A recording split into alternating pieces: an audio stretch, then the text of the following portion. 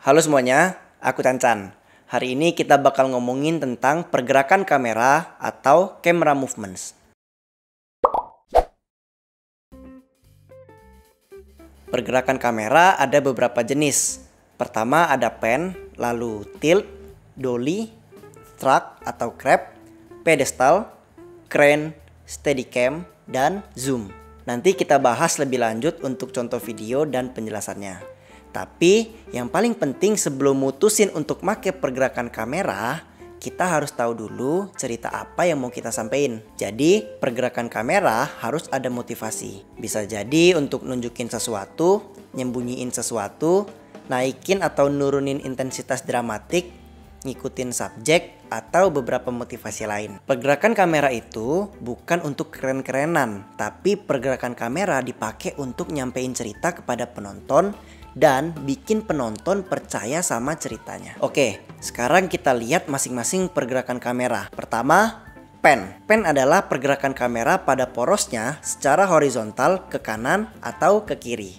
Kalau ke kanan namanya pan right, kalau ke kiri namanya pan left. Pan dipakai untuk ngikutin gerakan subjek atau bisa juga untuk ngeliatin lokasi yang luas. Selain itu, pan juga dipakai untuk ngerekam adegan dialog dari satu orang ke orang lain. Misalnya ada dialog dua orang, si A sama si B. Ini kamera, si A ngomong, "Hey bro, mau kemana?" Terus kamera panning, si B jawab, "Aku mau ke pasar nih bro." Nah terus si kamera ini panning lagi ke sini. Jadi kameranya terus ngikutin dialognya mereka berdua.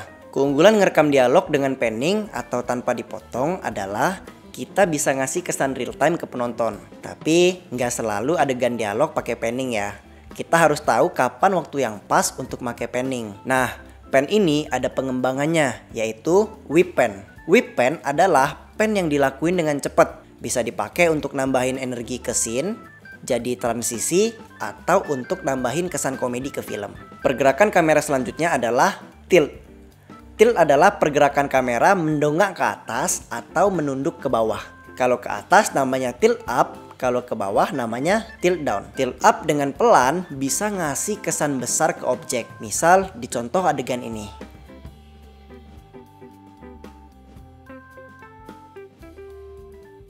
Kalau misalnya nggak pakai tilt up dan langsung di-cut ke ombak, kesan besarnya kurang dapat karena tilt fungsinya untuk menuntun mata penonton ngeliat dari bawah ke atas. Jadi kita kayak nyuruh penonton ngeliat, nih ombaknya gede nih, lihat ya.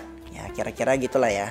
Oke, pergerakan kamera selanjutnya adalah dolly. Dolly adalah pergerakan kamera maju atau mundur dan biasanya kameranya ditaruh di atas alat yang namanya dolly track. Pergerakan dolly ada dua jenis, yaitu dolly in dan dolly out. Dolly in yaitu kamera ngedeket ke objek, terus dolly out adalah kamera ngejauh dari objek. Dolly in bisa dipakai untuk bikin suasana jadi lebih intim. Kita ngajak penonton yang diwakilin sama kamera untuk ngeliat lebih deket lagi ke suatu hal yang pengen kita tekenin. Atau dolly in juga biasa dipakai untuk ngenalin penonton ke lokasi baru. Kalau misalnya kita pakai dolly in yang durasinya panjang, kayak awalnya nunjukin suatu tempat terus maju ke suatu objek, itu kita kayak ngomong ke penonton, nih penonton, dari semua lokasi ini nih hal yang paling penting untuk kalian lihat. Jadi kita nuntun penonton untuk ngelihat ke objek yang tertentu. Sedangkan dolly out kebalikannya.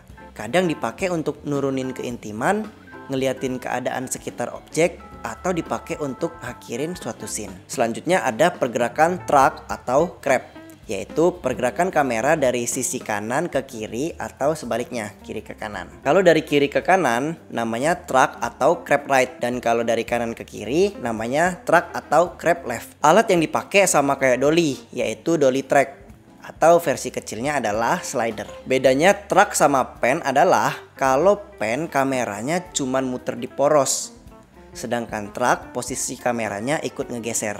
Pergerakan ini sering banget dipakai untuk ngikutin aktor. Dibanding dengan pan, track bisa ngikutin aktor dengan jarak yang lebih jauh atau tak terbatas, tergantung dengan panjang lintasannya. Dan ukuran subjek serta sudut pandangnya nggak berubah. Selain itu, environmentnya tetap dapat. Jadi selain kita nunjukin aktor, kita juga bisa ngeliatin lingkungan sekitarnya dan itu bisa bikin film kita lebih real. Pergerakan kamera selanjutnya adalah pedestal. Pedestal adalah pergerakan kamera ke atas atau ke bawah. Kalau ke atas namanya pad up, kalau ke bawah namanya pad down. Bedanya dengan tilt adalah kalau tilt kameranya nggak pindah posisi, sedangkan kalau pedestal kameranya ikut pindah. Nah, pergerakan kamera ini biasanya dipakai untuk nunjukin hal lain di frame yang sama. Kemudian ada juga pergerakan crane. Alatnya namanya crane, jib, atau boom. Dengan alat-alat itu, kamera bisa gerak bebas di udara.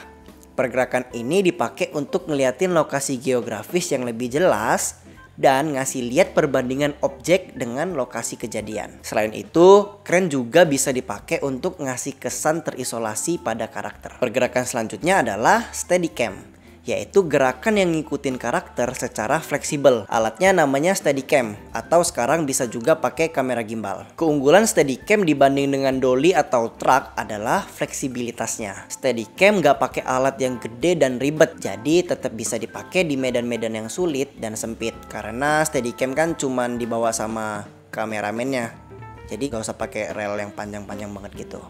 Nah, selain steadicam ada juga gerakan lain yang fleksibel, yaitu handheld. Tapi bedanya handheld ini gerakannya lebih nggak stabil dibanding dengan steadicam. Handheld dipakai untuk nambahin tensi adegan dan bikin penonton ikut ngerasain kondisi tokoh di saat itu. Kemudian pergerakan selanjutnya adalah zoom. Sebenarnya zoom itu lebih ke pergerakan optik, bukan pergerakan kamera, karena kameranya nggak gerak. Yang gerak adalah optik dari lensanya. Zoom ada dua jenis, yaitu zoom in dan zoom out. Zoom in itu untuk bikin objek lebih besar, dan zoom out sebaliknya untuk bikin objek lebih kecil. Zoom itu populer banget di tahun 60-an, tapi sekarang udah jarang banget dipakai di film karena efek dari zoom bisa bikin penonton sadar kalau dia lagi nonton film fiksi. Jadi kesan realnya hilang. Tapi beberapa sutradara kadang masih pakai zoom untuk tujuan tertentu. Zoom juga kemudian dimodifikasi dengan gabungin antara movement dolly dan zoom. Jadi waktu dolly in digabung sama zoom out,